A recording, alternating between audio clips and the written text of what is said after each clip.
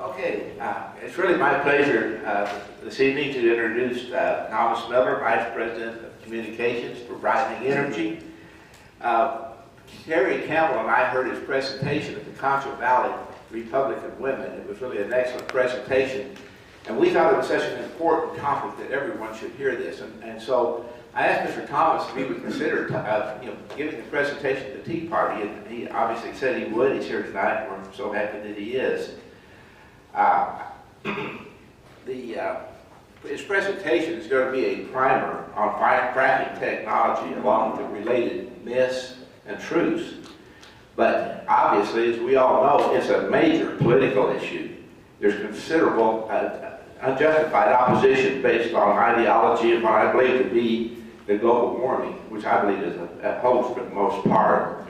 You know, as a nation, we're blessed with abundant gas and oil resources. And until I heard this presentation, I really didn't understand the tremendous magnitude of the potential that exists. We are just abundantly blessed beyond measure on the resources that we have, that this technology is just unleashed. And you know, I just can't help but imagine how our economy would blossom, how it would expand, if only the government would allow and actually support the development of energy instead of throwing roadblocks and impeding it at every turn, it seems like. Maybe things will be a little better after the next election, we can only hope. Mr. Miller is also a host of a radio show, Powering America. And you know, actually this afternoon, Terry Campbell and I were able, Mr. Miller broadcast from San Angelo. It's kind of amazing because he set up a studio. It's about the size of a laptop case, maybe slightly larger. And it's a real studio, and we had 4 guests there that Terry and I were able to invite. And the discussion centered around the impact of the oil boom on San Angelo, and there was a lot of issues related to the energy industry. Mr. Wardlow here was one of the guests, and Candace Brewer was the other guest. We had Judy Lang, the president of the Realtors Association, and Max, I'm sorry, his last name slipped me. Pello? Yeah, the president-elect next year. It was really great to see how a talk show is broadcast. It went to 10 different markets, major stations all across the United States, and it was live, so it was great. We really appreciate Mr. Miller taking time out of his busy schedule to come here this evening. It's quite a time commitment to drive down from San Angelo, spend the night, and go back. It takes a major part of 2 days, so we really appreciate you coming, Mr. Miller, and let's all give Mr. Miller a great welcome.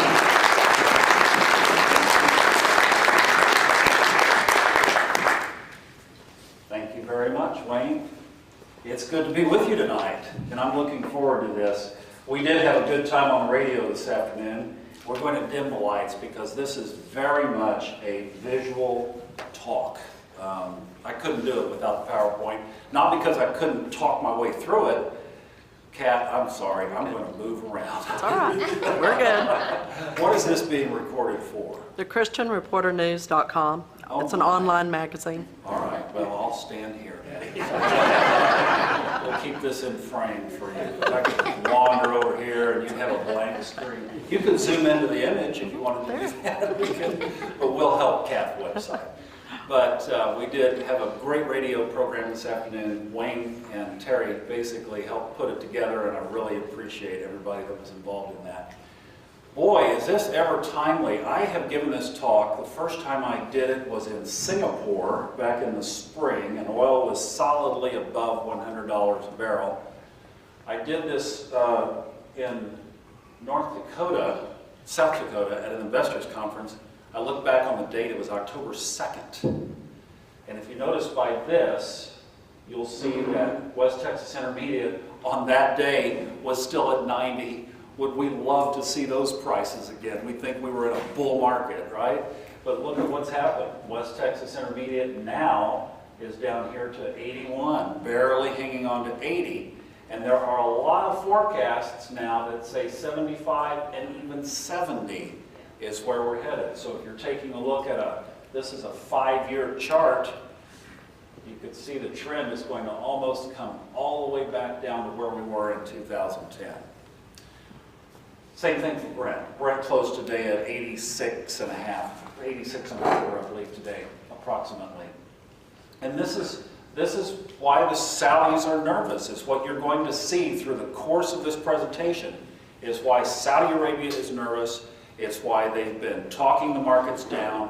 What triggered all of this, really, what triggered the big drop right here was when Saudi Arabia cut the price of oil 40 cents to the United States, $1 to the oil that they were shipping to Asia, and that's when everything started to fall off the cliff. Really, when they cut that price, in fact, I was in the Dakotas when they did that, and I was at a motel room, and I got up in the morning, and I have a bad habit of getting on my phone and checking the news overnight to see what's, setting the stage for the day. And it said that Saudi had cut the price, and I thought I had read the wrong P word. They should have cut production, right? But they cut the price. And because they cut the price, they're obviously testing to see if they can bring and hold prices at a level that could actually impact what I'm about to show you tonight. And this talk at $100 a barrel was an interesting talk.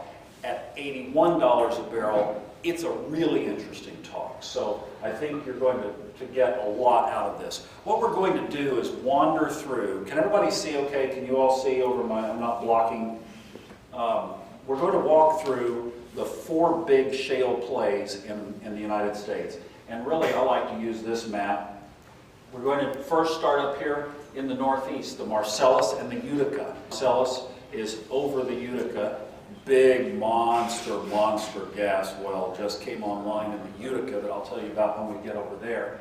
Then we're going to zoom up to North Dakota and talk about the Bakken. I was just up there 3 weeks ago.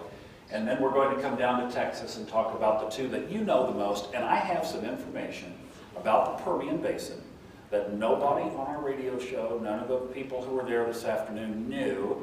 And I would be surprised. We'll see if any of you do. You know the history of the Permian? Now don't be getting on your cell phone. If I see anybody on their phone, stop it right here. I'm going to tell you the history, the geological history of how the Permian and the Midland and the Delaware got its name. And so this is a slide. I've given this presentation to a variety of audiences, and twice now in San Angelo. And you would think that in San Angelo that everybody would know what fracking is. But I thought because on our radio program, one of the #1 questions we get, I get 2. One is inherited royalties that have been passed down the family. What do I do with this? And then the second is explain fracking. And I think people are almost embarrassed to ask what fracking is. And it really came home to me that people don't generally know what fracking is. The other day, our CEO, Chris Faulkner, was on a prominent cable news program. And I'm not going to tell you the name of the show, but if I did tell you the name of the show, you would instantly know who it was. And he did the shot from just up the road up here in Sterling County, where we have a well completed there, and it has a pump jack on it. And he was in front of the pump jack doing this satellite live shot on this national news program. And this host asked, he said, "Chris, what is that going on behind you there? Is that fracking taking place?" So I keep this slide in my presentation. just to not presume that somebody might not be on the same page.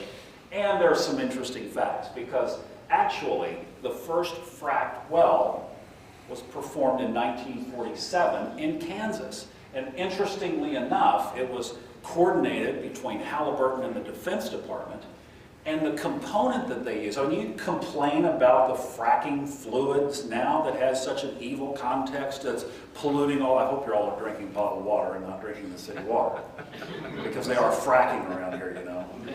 Sean Hannity came to, this is the God's truth. Sean Hannity came to Dallas 2 weekends ago, and it was right after the first nurse had contacted Ebola. So Thomas Eric Duncan had died. Nancy Pham had contacted Ebola, and Sean said that his wife begged him not to come to Dallas, because if he came to Dallas that he would get Ebola. And you know that they would not allow, we had a backstage deal, and they would not allow handshaking at that event. We could shoulder bump. So I shoulder bumped Sean Hannity, and Ted Cruz was there. But they would not let us do that. And then what happened last week? But the next case comes down to New York. I wonder how they like it now. But you talk about drinking fracking water. They originally used napalm to frack the first wells. And they weren't trying to crack dense formations. All they were trying to do was just blow the debris around away from the wellbore. Remember, this is 1947. Somebody got a great idea. Right? More oil. So, pretty good theory. Yeah, it works pretty well today still. Because 1.5 million wells have been fracked since that time. We do approximately 18,000 a year in the United States. And there has still, beg me, there has still not been one unbiased scientific, academic, or government study that has said that fracking is directly causing damage to the environment. Now, there might be some offshoots that we could sit here and debate all night, but nobody has yet produced credible, tangible evidence that it is causing these problems that we hear about. Yet, the environmentalists and the Sierra Club, you know the Sierra Club took $30 million from Chesapeake about 6 or 7 years ago to fight the coal industry. And then once they figured out that natural gas was going to slow down the advancement of renewables as a bridge fuel, then the Sierra Club did a big 180 and they started to make all of this process wrong. But if you ever try to bring this up with them, they run for the hills because they don't want to be reminded that they took that money. So fracking is basically, I think everybody in the room knows about what we're talking about, but we're drilling down in these Permian wells. We're going somewhere around 5, 6, 7, 8,000 feet deep.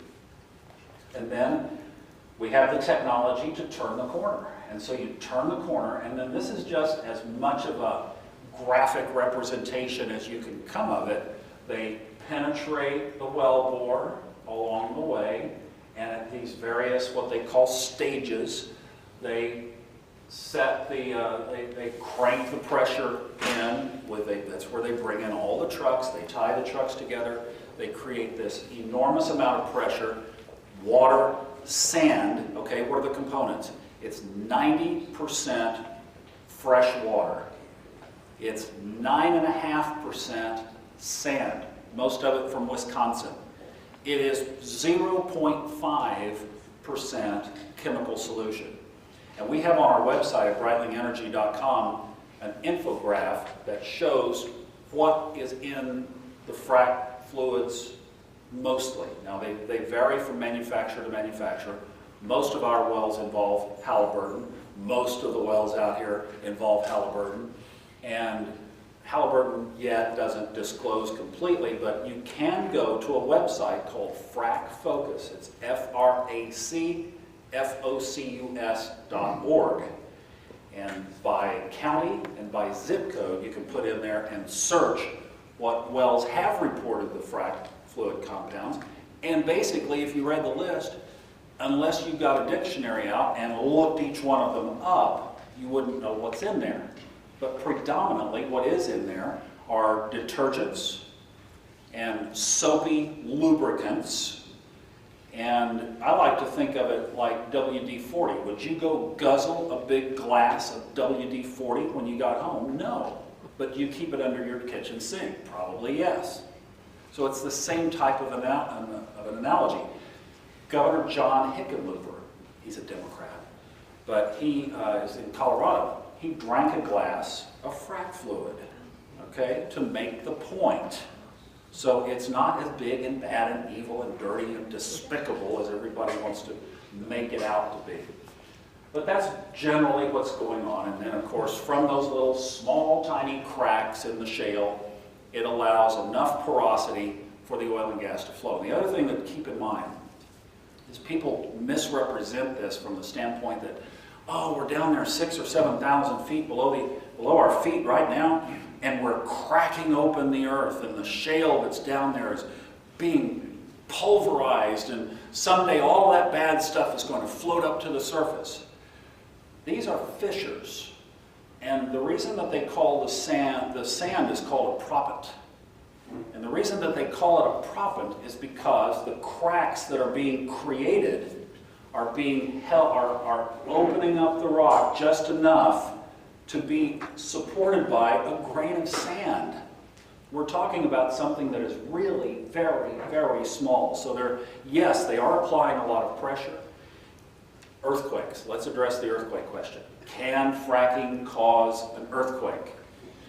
If you frack on a fault, which the last reported case happened up in the Fayetteville Shale in Arkansas, back before they were radar crystallized that you cannot frack on a fault, period. They fracked on a fault and they created an earthquake. The other earthquakes that you've heard about around Angelo and Ohio and some of the other places are generally being attributed to the water injection wells. So that's all the water that goes down. What goes down comes back up, and it has to be disposed of. They permit those wells. Those wells, they have not had the same rigidity, if you will, of determining whether or not they were near a fault line prior to the boom explosion. Now that they have triggered this, everybody, every geologist, every oil and gas commission, railroad commission, whatever state has, whatever agency, is akin to this and attuned to this now, and these wells are being much more closely monitored. The best example of this is what happened almost a year ago in Angelo. You remember last fall, Angelo started to shake, western Fort Worth, and obviously everybody was up in arms. They were causing earthquakes up to the extent of near 4.0 in some cases. There were 5 injection wells around that county. The Railroad Commission immediately went in, set seismology near every one of those wells. They identified that one was near a fault. They closed it, and immediately, literally overnight, the earthquake stopped. Okay? The Oklahoma situation, my thought is that they haven't been as proactive in Oklahoma to determine that same thing. But the model exists, and we created it in Texas, so if they go follow it. Now, this is what has the Saudis nervous as they can be. This is from the EIA. Now, this is government reporting. These are the same people that told you that you could keep your same doctor, and that there's not going to be an Ebola breakout in the United States. But projected data on oil production, probably, maybe you could, I don't know. It's government stuff, I'll just say that.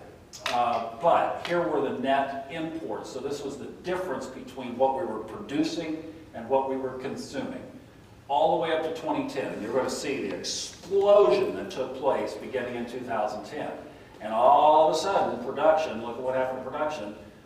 Consumption, they're projecting, actually, if you notice right here, this is kind of an interesting trend because the recession, more efficient automobiles, etc., started to catch up with us, and our consumption started to go down. At the same time, production started to go up. The government is projecting by 2040 that that gap will only be 4%. In other words, we could almost be energy independent. A lot of people, including our CEO, Chris Faulkner, are saying that we will get there before 2040. But again, I reemphasize, it's a government report. Same people say this is what they're looking at, what will comprise our energy as we look out 25 years from now. 20% crude oil, that's transportation. 38% natural gas. Do you know that we have the equivalent in natural gas? If you take all of the oil that you've ever heard about from Saudi Arabia over all these years, we have 250% more equivalent in natural gas than they had in oil. We are sitting on a vast amount of natural gas. And this is why President Obama, over the last 3 State of the Unions, has stood up in front of the country and out of one side of his mouth has said that we need to develop more natural gas resources. At the same time, on the right side of his mouth and back here somewhere, he wants to put prairie chickens on the endangered species list and shut down the oil business. So I mean, we can't figure out which one he really means here. Whose natural gas? Maybe he wants to import more from his friends, but anyway, that's what it looks like. So let's roll up. I'm going to roll up here too. Speaking of natural gas, let's go to the Marcellus. So if you take a look at where all this 2.5 times the equivalent of Saudi Arabia's energy equivalent in oil is coming from, primarily, predominantly, it's coming from the Marcellus. That's up in the northeast. And its companion field, the Utica. Also, primary names that you'll hear, the Haynesville Shale, the Eagle Ford just down the road, the Barnett, the Fayetteville up in Arkansas. So these are some of the big predominant gas plays. And just going back again to the map, the Utica, if you can tell, you see the outline here, following kind of that red outline. That's more of the Utica. It's a little bit more south and west than the Marcellus. The Marcellus is up here. But remember, see this line right here is the southern boundary of the state of New York, which has put a 6-year moratorium on fracking. So all of that resource up there is off limits right now. They do overlap just a little bit. Where I got off here? Okay, now here's a map. This is just a general map of the area. And you're going to see now as we walk the Marcellus, and then we'll probably a little more quickly go through the Bakken and get down here to the Permian and the Eagle Ford, but you're going to see the same pattern as we go through all of these. And that's the point. What we're looking at is how these wells produce, because that's the big 9,000-pound elephant in the room right now is, can we be productive at 80? Can we be productive and profitable at 75? Can we be profitable at 70? Or if we go to 70, does all of this come to a screeching halt? And I think you're going to see a clue to the answer when we go through this. There's one big thing about the fracking game. We were talking about it earlier today. You used to drill an oil well, and you were trying to find, over the last 30 years, you were just trying to find a little pocket of oil somewhere. You were hoping that your seismology was good enough that you could stick a vertical, straight well down and voila, and you could miss it by, that much. Moved over. This is a dry hole if the oil is over here. Now, if you remember that horizontal, we know that that shale formation runs all the way through here, and we can run that horizontal, and we know where the pay is. It's not as much a matter of whether you're going to have a productive well, it's how productive is the well going to be. And that's the big key now. So the focus of what everybody's trying to do, especially with the prices down now, is be in the more productive zones, the most productive zones. So this map, as you'll see on each one of these formations, shows you in the darkest areas where the most productive zones are. So if you get up here, will you get production? Yes. Now this is natural gas. Gas is sitting just below $4. Gas at $8 or $10 or $12 where it used to be up that high, even $15 where it's being sold in Europe right now. Profitable? Absolutely. If we could somehow figure out how to produce this gas and liquefy it and ship it overseas and still make a profit on it, then that gas would come into play. At below $4, is this gas worth pursuing? No. Okay, so you want to stay in these darker areas, and that's where everybody's clamoring for the leases. I mean, all of that land, believe me, every square inch of this has been scrutinized and leased a long, long time ago. So it's not like you're going to go stumbling into Pennsylvania and pick up a lease. at Walmart. It's not going to happen. The Marcellus forecast for production of gas, if you just look, you're going to see this same graph. Like I said, we're going to kind of develop a pattern here, and we're going to overlay that pattern to these different areas. One of the things you're going to see in each of these, this magic date right here, this is when it all started to happen, 2010. You're going to notice the parabolic, just boom, explosion of the amount of gas coming out of these wells. 2010 began the curve, and by all estimates, unless something external like $70 oil slows this down, we would expect this to absolutely continue. And that's why, as you mentioned, we are so positive on America. We are so blessed that we have this resource. We need to manage it. Yes, sir? You go back to that map of Pennsylvania, where are the coal fields located in there? They're down. They overlap, Yeah, they're down in this area, down in here. but in Pennsylvania. Yeah, but more, I'm looking West Virginia, Okay. Kentucky. Kentucky over here. I don't know if you can see that, the KY right there. West Virginia's kind of buried up in there. Now, right about, let's see, I can show you right about here is where Magnum Hunter Resources, just in the third week of September, they announced a well there that's producing 46 million feet of gas a day. That's huge. Oh, okay. That's huge. That's a lot. That's a big one. We were talking earlier about some of these wells in Texas have were originally producing 150, but those are days long gone by. Those are just memories. But 46 million today is a lot. If you had a well, you'll see some of the numbers, 6, 8, 10 million cubic feet of gas a day today is a lot. This one came in at 46. It's huge. I think Will's got into what fracking was, but I don't understand where you store that natural gas at. Well, you don't. So if it's producing that, where's it going? Well, there is storage. There is storage. We drained our storage last winter, if you remember, to, I believe, just think of it this way, on a 1 to 10 scale, we drained it down to about a 3. And we've been filling that back up over the summer to about the equivalent of an 8. We're not quite at normal capacity going into this winter. So the storage supply for our immediate needs is well within the production, mostly of the Northeast, mostly of this area that you're looking at right here. A lot of the natural gas that is produced in Texas, gosh, the gas in North Dakota is mostly still being flared. However, it is getting better. They are starting to get some of it out, but a lot of the North Dakota gas is still going up into the air.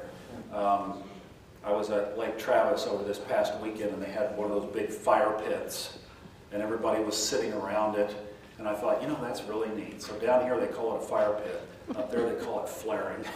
It's like, and you can see it out on the horizon still. So they store this stuff in tanks? How is it stored? Yeah, it's underground storage, pipeline storage in tanks, and it's regional. It's all based on the pad system, so it's all regionally divided, and that's why the country right now is in the greatest need of additional pipelines, because when you go back to this, we haven't kept up in the infrastructure, so we can't move this stuff around. We were saying today that the oil in West Texas was being sold at $70. The reason there are 2 additional factors that you have to add on when you're producing oil or gas in these areas. One is transportation, and to get this oil and gas out now, every bit of the infrastructure in the United States, every bit of the oil and gas infrastructure, when we talk about upstream and midstream, that's from the well site to the transportation, the pipelines that are going to the refineries, is at maximum capacity right now. And that's where we're stuck. We need more capacity in pipelines, particularly one running from North Dakota down to the Gulf Coast. But we won't talk about that. Okay, now this This is something that you will see relative in any discussion. If you were running the economics on an oil well or running an oil and gas company, this would be what you live and breathe every day. This is called the decline, or the initial production and the decline rate. So the initial production is how much oil or gas comes out of that well right off the bat. And there's a trend with these fracked wells, these shale unconventional wells, that they produce generally a lot of resource right off the bat. But there's a problem. And that problem is this right here. Within generally the first 24 to 36 months, they have declined to barely a trickle, if you will, of what they were originally producing. Now, it's called the tail. That tail can go out for 10, 20, 30, 40. We don't really know. We've really just started doing this on this level since 2004, explosively since 2010. So we'll see how long these things last. But if you don't make your money, if you're an investor and you don't get your money back, if you're a producer and you don't get your money back in these first 3 years, then you got a problem. So this is where I was saying, this is the equivalent of the old dry hole. If you don't have good initial production, and if you have a really steep decline over a quicker period of time, then you have the modern day equivalent of a dry hole. You would want to be in your teens or 20s making this investment, because you might have to wait a long, long time to get your payback. Pass it off to your grandkids and write it off. Maybe they'll get all the money back, but you see what I'm talking about. These are explosive, they're initial, it happens now, 2 years, boom. And this is one of the big questions of whether the longevity of the fracking unconventional wells is going to sustain itself. All of these projections that I'm showing you are based with this decline curve in consideration, being factored in. The Marcellus is completely a gas play. Yes, sir? Is there any studies that whether you can re-stimulate the well or refrac it as it goes out there? Yes, there are, and yes, you can. It typically, right now, the reason that is not being done as aggressively is that everybody is in basically a land grab. So they've leased acreages, and they have to put so many wells on that acreage within a fixed period of time, or they lose the lease. So everybody's trying to hold their land, then they'll come back and re-stimulate these wells. But yes, can you go back and do it? Yes, you can. In fact, how many of you are familiar with the big issue going on in Denton right now? Just a couple, really. Wow. The city of Denton, north of Dallas, next Tuesday night, will probably be the first city in Texas to ban fracking within the city limits. And the reason they're doing that, they are in the Barnett Shale. It's all gas wells. Gas at below $4, right? It's just not getting anybody excited.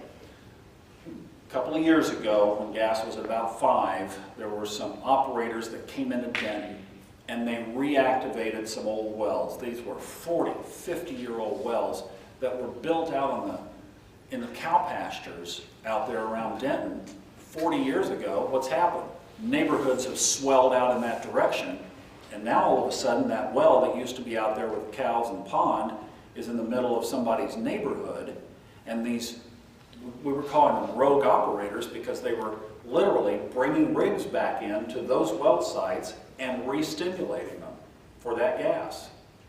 And it threw the neighborhood in a tizzy. And they tried to do everything they could to stop it, to fight it, to ask them, beg them, plead them. They say they went to the Railroad Commission. There's not any history of it, but they complained and got nowhere.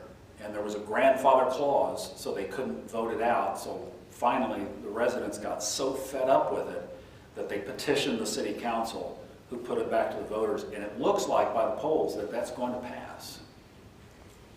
It won't affect those grandfathered wells, and it's going to end up putting the city of Denton in a maze of lawsuits. So it's going to end up being decided by the courts and judges in particular, not by the voters. And it will cost the city of Denton a lot of money that could have been going to roads and schools and everything else. But it is on the table, and by about this time next Tuesday night, we'll know. And it's not looking good for us right now, but we'll pick up the pieces and go on. That was an unfortunate situation, but that was over reactivation of old wells.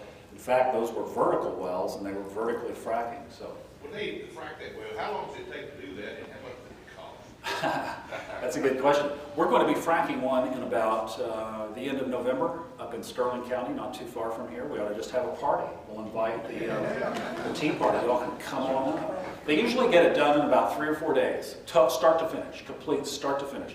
The actual process itself is over about a 48 to 72 hour window. That's just the fracking part now. That's not the drilling. That's just the fracking. And in most cases, those two are separated by some time. You'll go in and drill the well. You will determine if the well is commercially viable. So you'll log the well and generally move the rig off site. The rig is generally not on site when they frack. And then you bring the trucks in. There's a command station, a set of trailers there. And how much does it cost? Depends on how many. You remember the zones that I showed you on the well, it's how many of those zones are you fracking. Like, we're fracking vertical, so it's pretty quick and it's relatively cheap. I mean, we're talking in the hundreds of thousands. These Bakken wells, I'm going to show you the numbers on some of those. The frack alone can be $4, $5, $6, $7 million. So again, running your economics at $80, some decisions to make. So the Marcellus is, again, here, it's all an oil play. I'm sorry, it's no oil, it's all natural gas. There's a rig count, and currently, and still, the Marcellus is hanging around 100 rigs. Just not as much interest up there, but they are still actively drilling, but just not as much interest with the price of gas where it is. I pulled these off of Baker Hughes. You can go on if you ever want to see what the rig counts are of a given area. You can just search Baker Hughes Permian Basin, for example, what you'd probably be interested in, and rig count. And you'll get an interactive website that Baker Hughes has. And I just pulled these off, and this shows where they are. And again, that well from Magnum Hunter was probably in this cluster right here, of where that big boy came in. And that was in West Virginia. And you can see where the activity is the western side of Pennsylvania down into West Virginia. Now, here's the Utica. The Utica it mostly parlays the Marcellus, but they're stacked. So the Marcellus is shallower, the Utica is deeper. And that well from Magnum, I believe they were down about 10,000 feet before they turned horizontal. So this shows you in the going a little bit farther west and up into Ohio is where the Utica extends. All right, let's look at some numbers. And again, you're going to see this repeat out, so we're kind of laying the foundation here, and then we're just going to repeat it over these different areas. Remember I told you that initial production, how much is coming out in those first 30 days. So what we did, Chris Faulkner, our CEO, had been asked this question a number of times, and he thought, well, he would just put a presentation together and talk about this, and that's where this came from.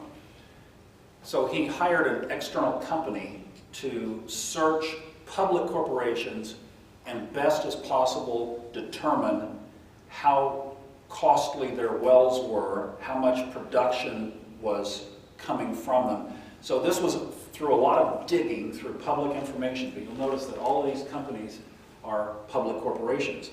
And we kind of put this together, so there's not a like, if you wanted to go get this on a website, it wouldn't be available, but we put it together as best we could to illustrate the point. So are these numbers verified by a third-party auditor? No.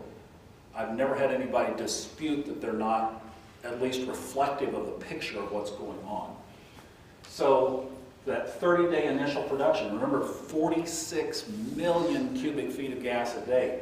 the wells we were talking about that we pulled, and what's more commonplace, if you have 3, 4, 5, 6 million cubic feet of gas in the Marcellus or the Utica, you've got a decent well, you're happy.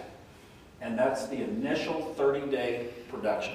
That well with Magnum Hunter will not continue to produce 46 million cubic feet of gas for an extended period of time. It's almost from the time it's born, it starts to decline. Let's look over here, the CapEx column as we go through these. That's the cost of the well. So you were asking, how much do these things cost? Generally, these Marcellus wells, $4.5, $5, $6 million. Now you remember when you were just sticking the cheap little vertical well down trying to find a pocket, those wells would be even under $1 million. $1.5 million was an expensive vertical well without a frac. So these wells, the added components, why are these more expensive? It's really costly to turn the corner and go horizontal. And then the farther down you go and the longer out you go, obviously, and the more times you frac, that column goes up. Now, the other thing of note, basically, is at what point, at what price for the resource will these wells continue to be profitable? So, what we found in most of the wells that we studied in the Marcellus, that they could withstand gas prices, $3.50 is where they start to get nervous. We brushed up against that this summer, just briefly for a few days. We're mostly settled in the high $3s. Once winter comes, we would expect it to go back up into the $4s. And then probably if we trend as everybody's forecasting for this year, we will probably stay in the $4 to $5 range through the winter. They're not expecting any big major trend moves in gas at least until 2016. So we're probably stuck here not making a lot of money, and everything that we saw of there's just not a lot of enthusiasm with gas right now will probably continue for the foreseeable future. I talked about Saudi Arabia lowering the price as just to get at us, so to speak, if I'm not mistaken, and to keep us, we're being dependent on them, if I understand correctly, and do not flourish. And, isn't that hurting them? They're not. Oh, it is. So I mean, they're hurting themselves. It is. To get at us. I'll tell you, we'll talk about Saudi as we go through the oil part of this, for sure. I want to make sure we come back to that. Okay. Let's go up to the Bakken. Obviously, the Bakken is up in the northwestern part of North Dakota. It actually, we're up here, it extends on up into Canada. It's not reflected on this map. This is from the EIA. But the Bakken is a really tight formation. It's all around the town of Williston and Watford City are the two towns. There's this road that goes north, like right up through here. Williston sitting right about here, Watford City about here. Two little agricultural towns that were just, if they sold a John Deere tractor, that was a big deal for a week in Williston. It probably made the newspaper. And now, I mean, it is unbelievable what's going on up there. The boom is indescribable. If you take everything that you know about what's happened here in San Angelo and just multiply it times 500, that's Williston. I mean, it's absolutely incredible. And the problem is, they don't have the roads that you have. They have one little 2-lane road that they're building into a 4-lane as absolutely fast as they can. And that thing looks like a Manhattan. It looks like 5th Avenue at 5 o'clock with 18-wheelers. It is absolutely incredible. Now, the Bakken is obviously mostly all oil. There is some gas coming out of it, but it's mostly all oil. Again, notice the trend, 2010. This is where it started to get interesting there, and just boom, and we're expecting the Bakken to continue to grow. It just topped 1.13 million barrels a day. 5 years ago, North Dakota was producing about 200,000 barrels of oil a day. So that's been the extent of the growth just in the last 4 years. Typical decline curve for a Bakken well, again, pretty much the same thing. Like I said, we laid the groundwork, now we're just going to repeat it. There's really not much different on a Bakken well. These wells are experiencing about the same amount of initial production and about the same decline curve. It's like I said, mostly an oil play on a relative scale, that much oil to that much gas. Most of that gas, because there has been no infrastructure to get it out, had to just be set on fire. Finally, everybody started complaining enough that the state of North Dakota, which had been very lax in requiring the producers to do anything about it, tightened up the rules, and by the end of this year, they can only flare 28% of the gas that they're producing. By 2016, only 10%. So now everybody's very incentivized. If they violate those thresholds, they get shut down. So they are starting to, it's kind of like put a Band-Aid on, people will figure it out. And that was long overdue. Rig count up here is still in the, this graph is, as you can see, was through about a year ago. Now there are about 240 rigs active in the Bakken. And that's where they all are. Remember how that little graph looked like a half moon? It's a really, really tight formation. All those rigs are stacked on top of each other. If you go on Google Earth and you search, or just do a Google map and search Bakken flaring, you can see it looks like a city at night.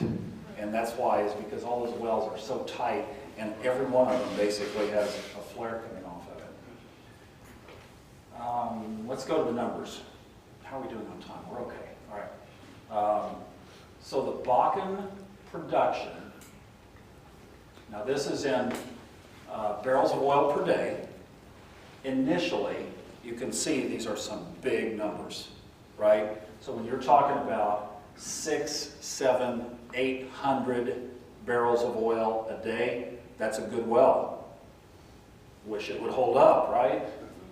How much do they cost? The Bakken wells are the most expensive fracked wells that we're developing right now. Why? They're deeper and they're longer. They're the longest horizontal runs of any of the 4 major shale formations. They're also the deepest in general. They're around 8,000 to 10,000 feet, mostly, every one of them. So if you're going to the Bakken, you better have a lot of cash in your back pocket. Oops. What's the break-even point? There's a big caveat to these numbers in the Bakken. Now this is what everybody has their eye on. So here was a well, whoops, we were involved in it, $72. Now why would one well be a higher break even than another? A well is just like a little business. Why does one Wendy's have higher cost than another Wendy's? Why does one convenience store have higher operating costs than another convenience store? The store here does $1 million of gross sales, and this store does $1 million of gross sales, but this one makes $600,000 of profit, and this one makes $400,000 of profit. It's a number of things. It's management, it's cost of the well initially, it's the maintenance of the well. You might have a well that's spitting up a lot of water that has to be disposed.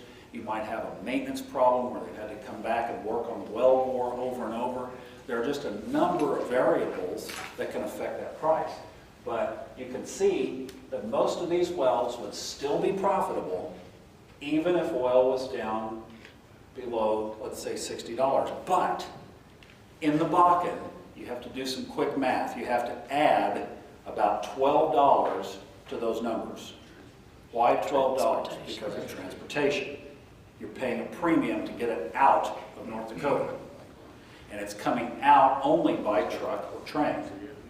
Now everybody's all in an uproar about the Keystone Pipeline. But study after study after study indicates, and what's hilarious, because I was just up here, and what's hilarious is driving around up there, you don't have to go very far down any road before you start to see a clearing, and you look at what, you kind of slow down and look at what it is. It's a pipeline going in. They're building pipelines up there like capillaries in your arm. But they're state to state. They don't cross an international border. And only because that pipeline goes across the Canadian border did it end up on President Obama's desk. So I've always thought, why wouldn't TransCanada just build the thing to the border and then truck or train the oil to the border? The Canadian ambassador, his name is Gary Dewar, he was in Dallas back in the spring, and he said, he was at the Bush Library, and he said there are two things that will always flow from Canada to the United States: Crown Royal and oil. Whiskey and oil. And whiskey and oil. So don't go into the bar and tell the bartender you want a Crown Royal oil, please. Look at you funny. But if they would just build that one pipeline, and there's nothing different about it and the dozens of other pipelines that are being built in North Dakota right now. If they would just build that pipeline, then we could transport 800,000 barrels of oil a day directly from, and this oil right here would go into that pipeline. It wouldn't all be tar sand oil. A good bit of it would be Bakken oil headed to the Gulf Coast. So that's part of our dilemma. So add $12 to this, and now you can start to see where some of these wells today are underwater. Okay, the Bakken has a problem. Let's come down here. Home base, Permian. All right, like I said, did some research. We talked about the two basins, basically, of the Permian. Anybody know what they are? Let's do a little trivia here, and then I'll read you this history. Know what they are? One is the Midland and the Delaware. All right? So where did all that terminology come from? The Permian, there's no way I could have memorized all this. The Permian is a geologic period and system which extends from approximately 250 to 300 million years ago. It was, now nobody was there then. Are you sure? Just saying. Got this off the internet. You can always believe it. It was the last period of the Paleozoic era following the Carboniferous period and preceding the Triassic period of the Mesozoic era. You knew that, you just had forgotten it. The concept of the Permian was introduced in 1841 by geologist Sir Roderick Murchison, who named it after the ancient kingdom of Permia. The world at the time was dominated by a single supercontinent known as the Pangaea, surrounded by a global ocean called the Panthalassa.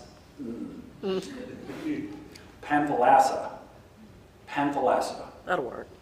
The extensive rainforests of the Carboniferous had disappeared, leaving behind vast regions of arid desert within the continental interior. So this was all inland, dry, became arid. Now this was interesting, if it's true. The Permian period, along with the Paleozoic era, ended with the largest mass extinction in Earth's history, in which nearly 90% of marine species and 70% of terrestrial species died out. Bummer, huh? And it says it would take well into the Triassic 30 million more years for life to recover from that catastrophe. So the Midland, the Marfa, and the Delaware were three basins that at that time were south of the equator, and they were north of the Ouachita Mountains that ended up being eventually what was now mid-Texas. So there's your history of the Permian Basin. How about that? Now you know. You only heard it here first. Could have been the global flood. Could have been the global flood. Could have been a lot of things. So this is the kind of, if we were to isolate the sweet spot, we have a map up here that you can look at afterwards that is an old map that has a lot of the old Texas oil fields on it. Be careful with it, but you can come up and look afterwards and see where the Permian, you can kind of get the idea of how this is constructed. We were just highlighting where the most prolific part of the Permian, of the shale plays are here. All right, same thing, right? Boom, we're going to go through these a little faster because you've seen this. Now, the decline curves in the Permian, basically what we're talking about here, same type of thing, not quite as steep on the gas because there's more gas in the Permian than there was in, so there's more of a blend in Texas. In both the Permian and the Eagle Ford, we have more gas mixed in with the oil. So there's your percentage if you want to look at it that way. Rig counts, yeah, this is old. Rig count, this was calculated a year ago. Now we're at 546. 546 rigs working right now in the Permian. There are only 1,927 as of last Friday in the United States. So if you did some quick math, that's 30% of the rigs in the U.S. are right here at home. Okay? That's why your roads are busy. That's why trucks are coming in and out. That's why you're building hotels as fast as you can. That's why all of that's going on. Economics on the Permian, kind of like the Bakken. Sometimes lower down here. These lower wells, though, are a lot cheaper. If you look at 1.2 million, 1.8 million, what's the difference? Those are just vertical wells. They're vertical fracked. So if you're used to the old vertical prices of several $100,000, $500,000, $700,000 to drill a well, these wells are being fracked. So they're not as expensive, and yet they're still producing quite well. Because the transportation issue in the Permian is the best of any place else in the country, you don't have the transportation premium. But I'm hearing around here, though, every truck, every train, every pipeline, every portal out is stuffed. You know, if you took all the trains, I was mentioning about the Keystone. The environmentalists are all up in arms. Tom Steyer, this billionaire hedge fund manager from San Francisco, says that he will support any candidate, Republican or Democrat, he will support any candidate against a candidate who is in favor of the Keystone XL. He is adamantly trying to oppose politically the Keystone XL pipeline.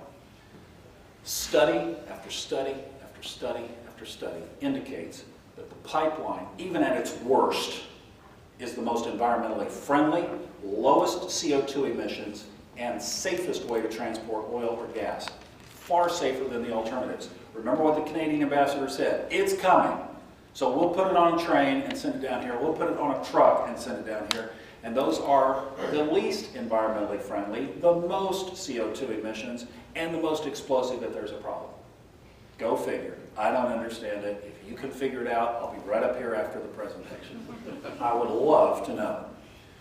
So these wells in the Permian are in pretty good shape. The bankers have told us that they'll get nervous in the Permian at 65. We're still a long ways from 65. Let's head to the Eagle Ford. The Eagle Ford is interesting because it was a gas play first. All this area down in the south was gas pre-2008 when gas prices were higher. The Barnett was on fire, the Eagle Ford was on fire, and then it all kind of dried up. They weren't drilling for oil back then, but this formation actually outcrops up here. You can see it above the ground. So what they did, they figured it was there. They took some seismic images. They moved a little bit north and boom, huge explosion. Now, down here, you're getting a mix of condensate, which is basically oil. It's gassy oil. It's oil mixed with gas. Because there's so much gas here, you can see it's almost, there's the decline curve. Decline curve is not as steep in the Eagle Ford as it is in the other plays, and it's because of that mixed in gas. So the Eagle Ford, if you look at it, has just about as much gas as oil. And this is why, if you remember, let's see, it was Pioneer Natural Resources, and what was the other one? It began with an E. I can't remember the name. Endeavor? No, it wasn't Endeavor. EOG? Anyway, it was the second company that President Obama allowed to export the condensate. So if you take the condensate, this is an interesting statistic, people don't lock onto this. If you take the wet oil, this condensate oil, and the crude, and combine the total U.S. production, It's about 11.5 million barrels a day, which is more than the former #1 producer of total resources, which was Russia. So Russia is now #2, Saudi Arabia is #3, because Saudi doesn't have a lot of gas. But we are producing more combined resources, and the condensate is a refinable product, and it is as usable, and now we can export. They're starting to be, maybe that's the beginning of the end of the export ban, would be the condensate lift. But, so now 2 companies can export from the Eagle Ford. Rig counts down there still hovering, they're actually around 220, 225 now. And the Eagle Ford, as you can see, is about spread out, kind of like the brown graph that I showed you where the sweet spots are. And these wells also offer really good economics, but again, they're expensive. Look at the total cost right here. The wells that I showed you at the bottom, that south end, that south edge of the Eagle Ford, some of those wells, get this, were 17,000 feet deep. Really deep gas wells, okay? So again, the deeper, the longer, more fracks, more expensive.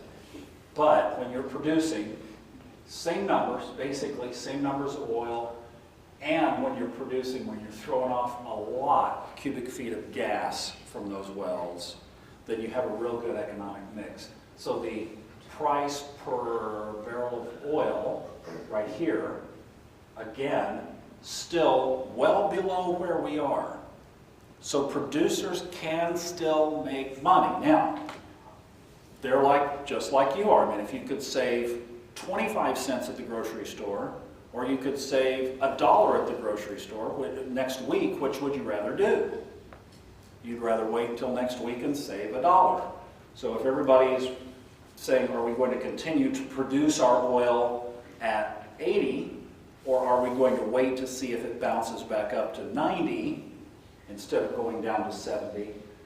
Obviously, they will be making more. So that's the big question is, will there be more incentive to keep it in the ground? But the gas prices are what are really interesting in the Eagle Ford, because we have the ability to see that price drop down even to $2, which is not even on anybody's radar before we went out. So let's wrap up here with this, and then we'll take some questions. 2 other things that are contributing to this boom, just from a technological perspective. Pad drilling, do you know what that is? Everybody, does anybody? So yeah, so you can literally set a rig up, like if you set a rig up here, and you can, just like we did, these are wells that we were a part of in near the Dallas-Fort Worth area, and these are lakes. I mean, this was a lake up there by northwest of Dallas, and there were these well sites, 1, 2, 3, 4, 5, and I think the total number, if you counted all the extensions, it's like 60. So what you can do is you can set a rig, drill horizontal, and then you put the well on tracks. You put that rig on tracks, and you can move it over and drill from this position, drill the next lateral, move it over, drill the next lateral, drill the next lateral, drill the next lateral. They're saying now that they're even coming up with technology where they're going to be able to drill maybe even 50 from one setting. So it's just making the drilling process a lot more effective. I think you were asking about the amount of time that it takes. To drill a well now, it used to take maybe 90 days to drill one of these big, long, horizontal wells. Now they can be completed in less than 30. So, and if you don't have the setup time, then you could move it over, and again, you can drill and set another run off of that same well, and again, because you're in the play, all of these are productive. None of these are dry holes. That's one of the reasons why this, when you talk about the explosion of this boom, why it's so prolific. One other reason, and this is just kind of an aside, is now the drillers have the ability to monitor where they are in the formation. Computer guidance. The red zone here is the shale formation. That's the sweet spot of where they want to be. And they can tell exactly when they get out and when they're back in the pay. So they can keep that well bore. So you're out of money here. That's wasted space. That's wasted but over that whole extension. So this is the way that they're drilling these now. So when they're drilling that horizontal, where they're going to go back and frack, this is again why things have changed so dramatically, as the technology has finally caught up to where they're able to drill these wells so much more efficiently through these means. So there's my contact information. I answer emails. I hardly ever answer my phone. I am horrifically busy during the day. And so if you want, jot down my email if you'd like to communicate with me. And as we go forward from here, we'll be happy to hear from you. All right. Now, I did promise, let me, before we get to those questions, hold your thoughts. I did promise about Saudi Arabia and that whole thing. The Saudis are most likely, there are several factors contributing to what's going on with the price growth. Yes, our production has been incrementally going up, and up. Just the crude production right now is 8.95 million barrels a day. That's the highest since 1985. The Saudis are nervous. They want their market share back. They realize that because of this, we are not equal. Remember that graph that I showed you where the lines were getting closer together? They know that this is a real deal. They also know the numbers that I just showed you. And they know where the breaking point is of this whole play. So what they're trying to do is tap this down to see if we will continue to produce at 80, continue to produce at 70. Now the Saudis can, they're still back to the good old days of what it used to be in the Permian, where you could stick a rod down and stuff would come out. Their extraction cost is maybe in the $20 to $25 a barrel range. But the Saudis have built so many social, our money going over there to buy their oil, that they've created this social nightmare, if you will. And in order to keep their government running and providing the services that they have promised all of their citizens, they need about $82 to break even. So right about where it is right now is their break-even point. Not fun for us. They're still making money on their production, but not on their social programs. However, we have a $17 trillion debt. They have a $750 billion surplus. So they can milk out some of that cash. Now, who else does not have that surplus? Anybody else in OPEC. So the Saudis right now are basically in the OPEC catbird seat saying, we're going to withstand this. I'm sorry, screw you, the other 11 members. We're going to be able to weather this, or at least we're going to test it, and we want to see how far we can push this down. So they're trying to still be in the driver's seat. Now, there are other economic or other geopolitical factors affecting this. Right now, Libya is back online with about 750-ish barrels a day of production. They've been offline for the last almost 2 years. Vladimir Putin is behaving himself right now, so that's not flaring up. ISIS, although a threat and a big problem, is not causing any spooks to the oil market of supply disruptions. If they turn south and start to move on those oil fields and those refineries in the south, you'll see a big change in oil prices almost instantly. We could be sitting, see, Iraq produces about 2.5 million barrels a day. So if that supply were disrupted, the world's balance is so delicate right now that it could not be replaced easily, and you would see prices back up over $100. So we're that close, but with the bombing campaigns, it looks like we're at least tapping them back a little bit. So that's not a threat that the markets are considering. China's GDP is slowing down to about 5%. Now you think about growth at 5% is phenomenal. China's growth has been up 8, 9, 10, 11% annually. It now is coming down, and China is still importing a large amount of oil, but they're not producing it. They're putting it into storage. They're creating for themselves, in essence, what we have the equivalent of the strategic reserve. China is using these lower prices to accumulate oil reserves, but they're not using it to buy. Now, if you listen to some of the strategists, they will tell you one of the big considerations is that China is moving toward motorized vehicles for a lot of its citizens. And that's going to require a huge amount of oil consumption in the future. And they're not backing away from that. So the macro demand of China has not changed. We are going through an economic blip. As far as Europe is concerned, they are basically an economic flatline right now. I saw on the news this morning that Sweden lowered their interest rates from 0.25, so 1/4%.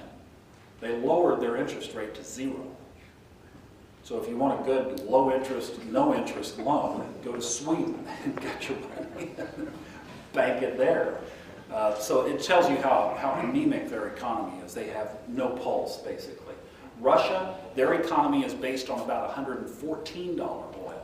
So Russia is underwater, Venezuela is underwater, every other OPEC country is underwater.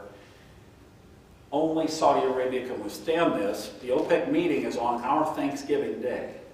So if you want something to do on Thanksgiving after your turkey is over and everything else, turn on the news and see what OPEC is up to.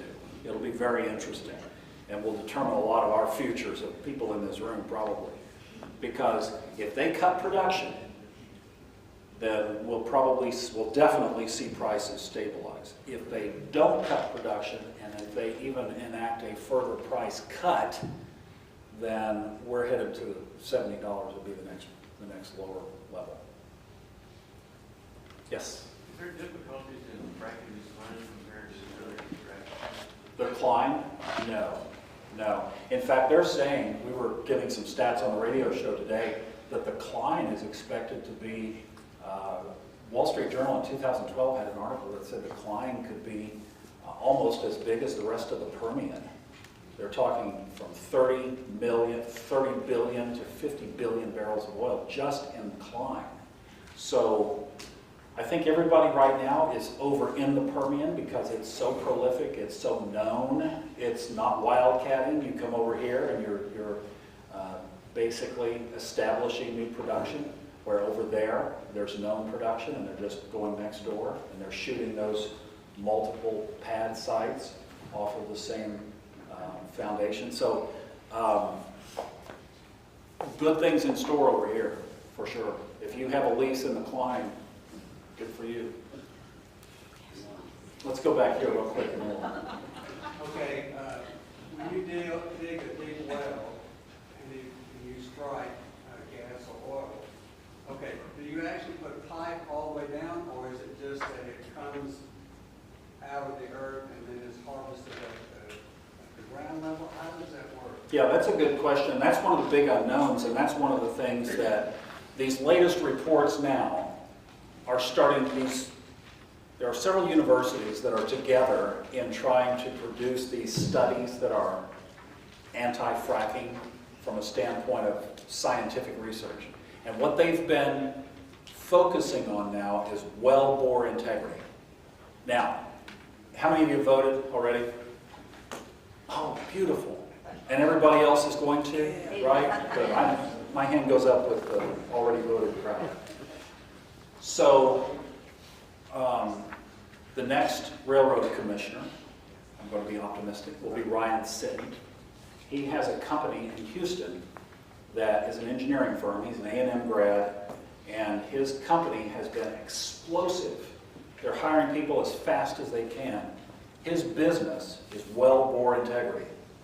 So basically what happens down there under that, for those first several hundred feet, everything down past the water aquifer and it's determined by the Railroad Commission in Texas, everything is encased in 3 layers of steel and concrete. So when you see these pipes in the pipe yards, you'll see big ones, you'll see little ones, and you'll see one about that big. And those are, so when they drill a hole, they set concrete, they set a pipe. They set concrete, they set a pipe, they set concrete, they set a pipe. Steel pipes. And that goes down multiple hundred feet below the bottom of the water table. and that's easily measured. So when you talk about can something happen? Can something happen? Yes. How likely is it with that encasement? And by the way, these fracked wells, you have to understand something. Remember our friend on the big cable news show who didn't know what was going on back there, thought a pump jack might be, wondered if that was fracking going on. But people don't realize that fracking is only an additional process that happens after the well has been completed. And the well completion process is exactly the same as we've been doing for 100 years.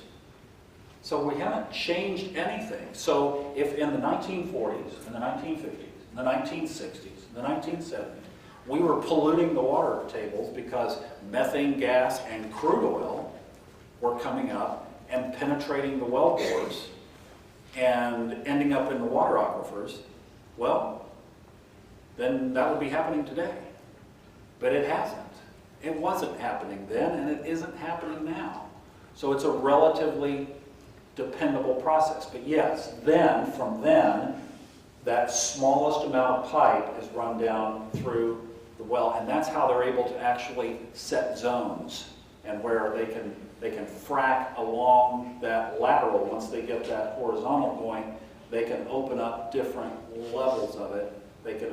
What they do is they drill the whole thing. So if they're going 5,000 feet, 6,000 feet, 7,000 feet, whatever is lateral, they go all the way out, they pull all that equipment back out, and they set that pipe, and then they go in and perforate by zone how much of that they want to frack. And that's where you were asking about, can they do more?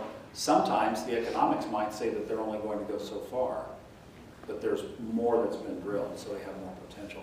And they can also come back and refrack in that area because obviously it collapses. So that's why they're talking about the more conservative projections that I've seen is that if you take the amount of resource that's in these shale formations, that right now under current modern technology, we're extracting about 8% of what's there.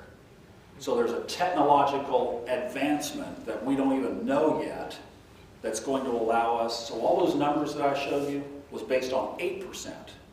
What if we figure out more now that we know what we're doing? Then all of that could even compound. I mean, we were talking about it around the table today during the radio show, that there could be far more oil right here, right next door to you, than even they're projecting now, and they're saying that this field could have an additional 80 billion barrels of oil in it. It's mind-boggling what this is doing. The stats I pulled said that there are 500,000 people employed in the Permian area, most of it obviously one way or another directly related to oil and gas. $137 billion economic impact on the 46 counties in this area. I mean, those numbers are just staggering how big this is. Let's go back here and see. Yeah, they're building like 7 big hotels in town. Yes. Do you think they're going to be busy? Well, another interesting point. I'm not going to give away all the secrets of the radio show, but one of the big hotel chains stopped their plans to build a hotel here. So, follow the smart money. You always have to be ahead of a curve. You can't be playing catch up with a curve. So how big is this going to continue in San Angelo, and for how long? Like I said, I was in Williston less than a month ago. This is nothing like Williston. Nothing at all. Because obviously Texas has been doing this for 100 years. North Dakota, on this scale, now they had production up there, but on this scale has been doing it for a whopping 4. So they were, if you can imagine, how many people are in San Angelo? 35,000? San Angelo? In San Angelo? 100,000. 100,000. Okay, so now between 2015 and 2018, there are 400,000 people in San Angelo. I'm moving. He's moving. So that's what's happened in Williston.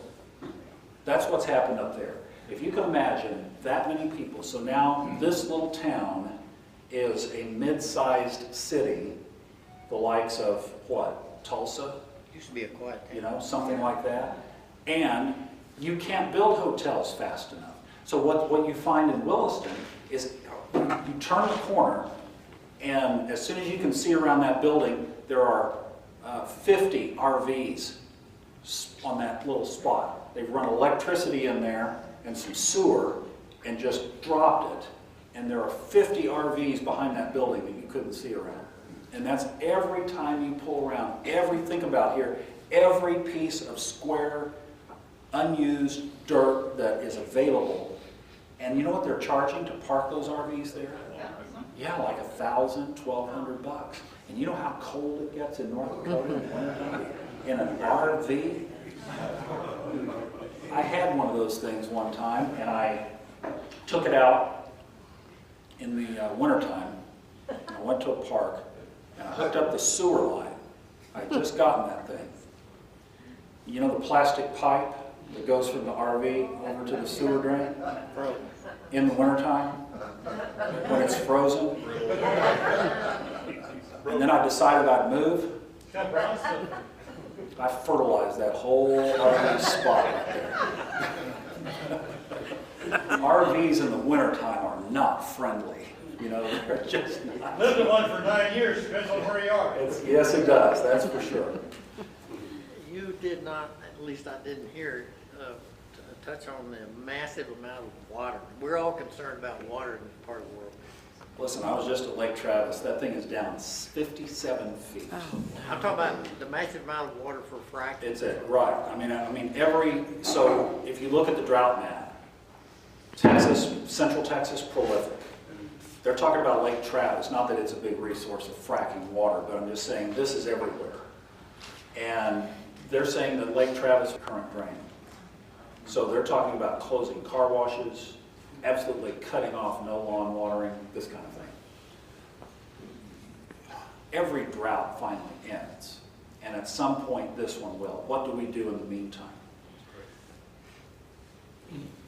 When you put it on scale, you have to consider, look at what we've created. We have made Saudi Arabia nervous as the dickens.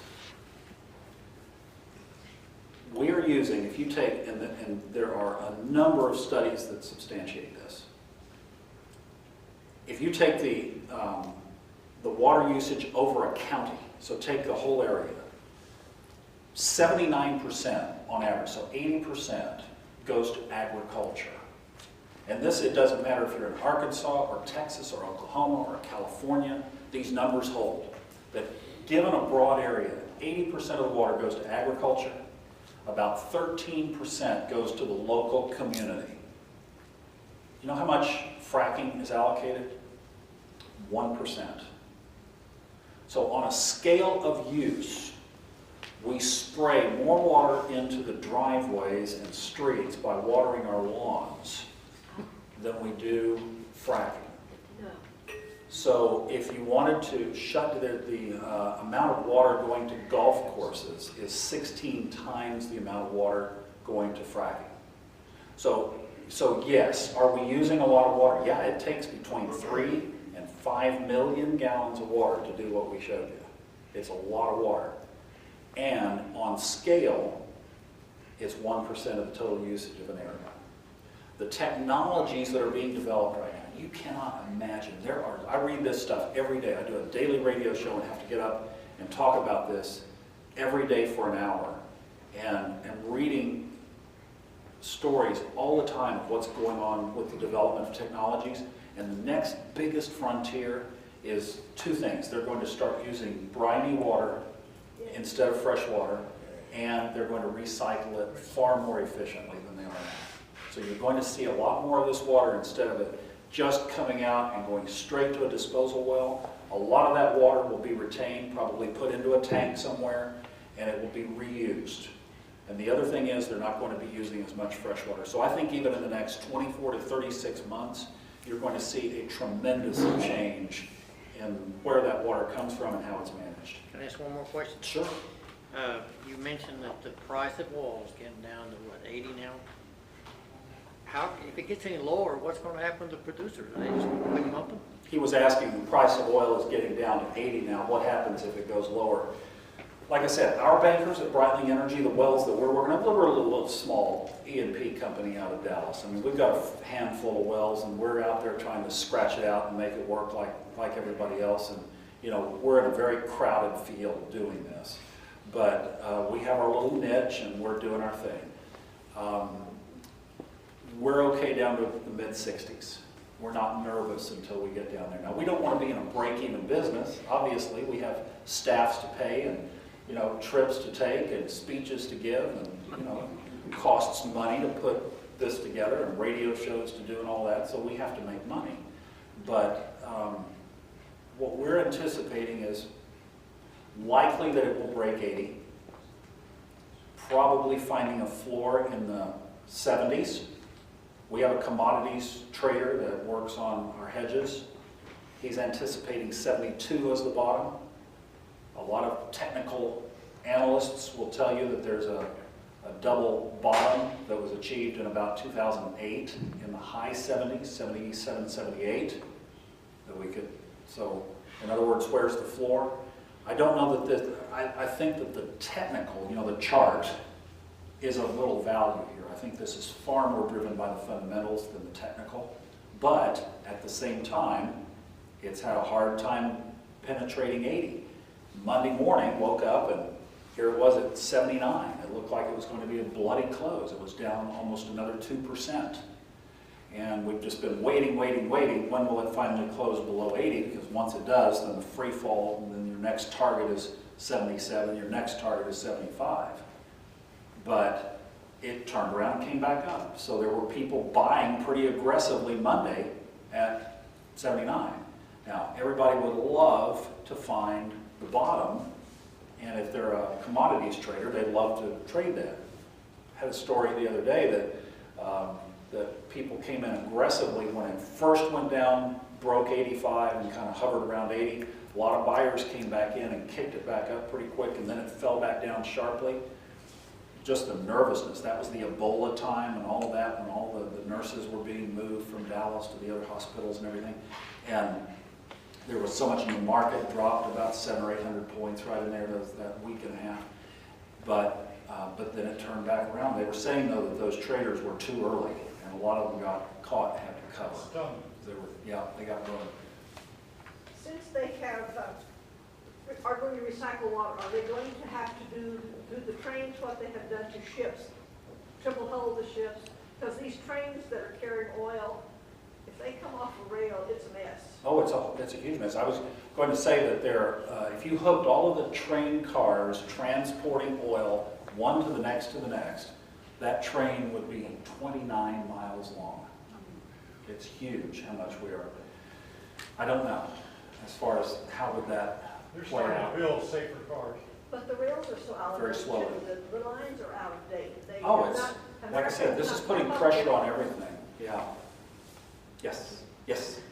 This might be a little bit off, but I was just praying some days ago, not too long ago, how can America be, 17 trillion in debt? And other countries seemingly not, when we for so long have been the most prosperous? Check the boys in Congress. How does it, is it because of giving and UN and giving and aid and things? No. It looks like we're, lack integrity and they don't, and we owe all this. She's asking how do we get $17 trillion in debt? Well, it's no different than if you only lived off of this right here. You know, we could go on we could have a whale of an evening right here in San Angelo, right here on this. And then at some point, the fun ends. We haven't seen the point. We haven't seen that point yet. And the U.S. has a unique ability that I don't have with this. The U.S. has the ability to keep raising the limit. Create money. And it's that easy. Numbers, zeros. So just keep in mind, when this president took office, the debt was about $9 trillion. It's now almost $18 trillion. That's just in the last 6 years. That's because he plays golf too. You know, we import, natural gas is a great feedstock. We convert it it's easily converted to methanol. We import a tremendous amount of methanol from Saudi Arabia. A number of American companies were building humongous, my company, methanol plants in Saudi Arabia.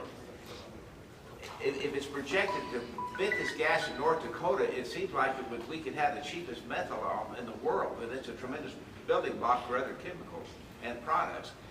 Do you see any evidence of any use of this natural gas going into any kind of a feedstock, or We have. do you see this as a long-term vending, or is this just a flaring, or? He's asking about phenomenon? the use of methanol, building methanol terminals, and the use of methanol as an alternative fuel. We had John Hoffmeister on about 3 weeks ago. He was the former president of Royal Dutch Shell's U.S. operations from 2005 to 2008. Brilliant man. You've seen him on television if you watch the news shows. He's on quite a bit. And he is advocating that very thing, that we build these. He's saying that we obviously need political leadership in order to do that. We've achieved everything that I've showed you. Everything I've showed you has been under President Obama's watch. Yes. Basically with no support. Yeah. So we've done all that with no support. Imagine, just think for a second, like close your eyes and just dream for a minute what this would be like if somebody like Ronald Reagan had been the president during that time. Think about where we would be. Think about how a true leader would grab a hold of this and realize that we could retire that $17 trillion debt by what I've just showed you. Think about how we could start to manage this resource instead of what we're doing right now. The biggest mistake that we're making is we're treating that resource just like we've treated our deficit. And I think your question is quite relevant because it's been this pell-mell rush to the door to drill a well, to make the money, to get that quick pop while the prices were up, and that's what's caused this incredible boom. There hasn't been any management of it. Nobody's telling this company or that company, keep your resource in the ground. Let's save that lease for 2025. Let's allocate this here. There's no plan. It's all a land grab. It's the modern day version of Oklahoma 1908. And until we, I wish that we had a candidate that I felt good about. But until we get some kind of true leadership, I don't see that changing.